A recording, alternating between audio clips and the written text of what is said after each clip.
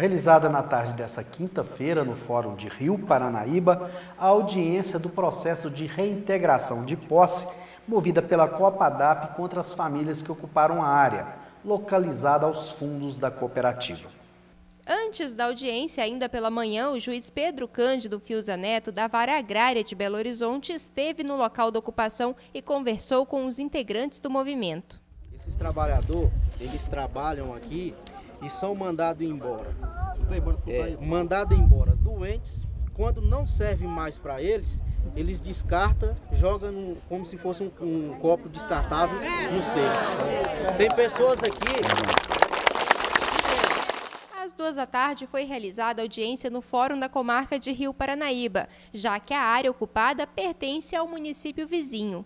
Quase todos os integrantes do movimento de ocupação foram até a sede da comarca acompanhar a audiência. Muitos ficaram do lado de fora, aguardando uma definição para o caso. O juiz autorizou entrar aquelas famílias que haviam assinado a lista de presença. Na primeira parte da audiência, o juiz Pedro Cândido perguntou aos advogados sobre propostas de acordo. O advogado Douglas Egídio, que representa as famílias assentadas, propôs que a Copadap cedesse a área em que as casas e barracas foram montadas, em troca do compromisso de não avançar o assentamento para nenhuma outra área. Já o advogado José Paulo da Silva informou que a empresa não tem interesse em nenhum tipo de acordo. Aqui hoje, além da tentativa de conciliação, a audiência também se destinava à produção de provas sobre a posse alegadamente exercida pela autora da ação naquele local, né? Chama-se audiência de justificação possessória. A posse geralmente não se comprova só com documentos. Após ouvir as testemunhas, os representantes das duas partes assinaram a ata da audiência. A pedido do promotor Renato Mendonça, também foi incluída na ata um pedido de investigação da denúncia de trabalho análogo ao escravo por parte dos trabalhadores rurais que fazem parte do movimento dos assentados.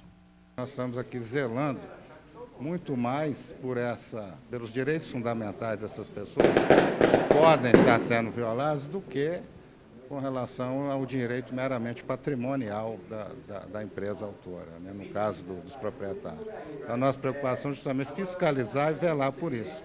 Por isso que nós solicitamos aqui a intervenção da assistência social municipal, da assistência judicial também, para fazer um levantamento das famílias.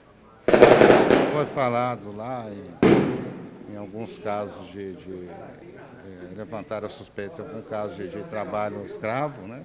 Não necessariamente pelos cooperados, mas em alguns empreendimentos da região. Nós solicitamos ofício ao Ministério Público do Trabalho, que especificamente tem atribuição para fiscalizar. Existe uma divergência entre as partes de quem seria a propriedade, porque as famílias assentadas afirmam que aquela área seria uma área que pertencia ao INCRA e seria destinada ao assentamento, né, de famílias através da reforma agrária. Já a empresa, a cooperativa, afirma que não, que a área ela é privada. Já existe alguma definição ou isso também está sendo analisado no processo? Bem, na ação possessória, como é o caso aqui, a questão da propriedade ela não tem muita relevância. O que se discute é a posse. A posse ela é tratada de forma separada, individual à propriedade.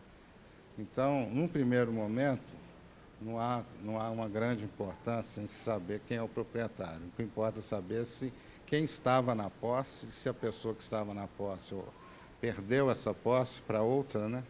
Como foi a forma da perda dessa posse, enfim. A propriedade ela só tem um papel secundário. No caso de propriedade pública, como foi ventilado aqui, ela tem uma certa relevância, desde que a União, que foi ventilada a possibilidade dela ser a verdadeira proprietária dela, desde que ela tome conhecimento da ação e intervenha no processo, reivindicando para ela esse direito possessório. Fora isso, quando dois particulares, né, pelo menos o judiciário tem entendido, mesmo em área pública, quando particulares que estão disputando a posse, sem que o ente público intervenha e reivindique para ele aquele direito, a propriedade não é tão relevante para a decisão. No caso, a posse é que prevalece. O advogado que representa a Copadap não quis gravar entrevista e disse que o que tem para falar está nos autos do processo. Já o representante das famílias que ocupam a área falou à nossa equipe de reportagem sobre os motivos que embasaram o movimento. Esse movimento, ele é um movimento de trabalhador, de pai de família. Nós estamos falando de mais ou menos 2.000, 2.500 famílias que só quer um lar para estar residindo. Eles querem lote pequeno só para sair do aluguel. A região da Guarda é uma região que comporta bastante trabalhador de outros estados, pessoa que vem em busca de um sonho. Eles não querem área para enricar, eles não querem área somente para construir suas residências de moradia, fazer um cômodo e tal, para sair do aluguel. Então eles só queriam aquele pedaço que a Copadap cedesse, abrisse mão daquele pedaço e eles se comprometeriam a não adentrar em mais nenhum terreno.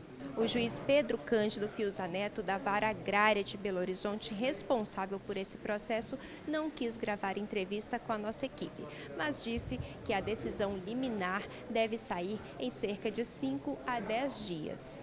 Como os autos são eletrônicos, né? Os autos da Vara Agrária são autos eletrônicos, a gente não tem como visualizar todo o processo para poder dar um parecer na hora, no momento da audiência.